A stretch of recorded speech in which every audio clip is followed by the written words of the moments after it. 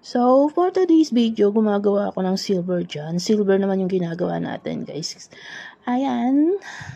Fast forward na lang natin, guys, kasi masyadong mahaba. So, ayun si Amo. Gumagawa siya ng parang basket-basket.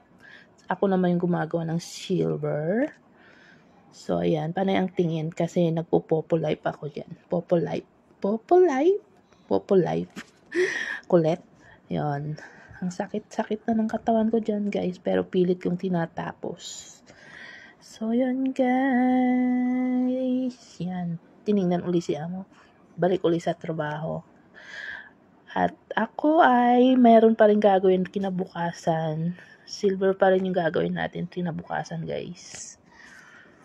Kakapagod na siguro naman last day na natin bukas. Pang-4 na araw na natin to. Ayan, pagod-pagod, antok-antok. Pero tuloy lang, laban lang. Yan. Panay ang tingin sa cellphone eh, no? Kala mo wawala. At ayan na nga.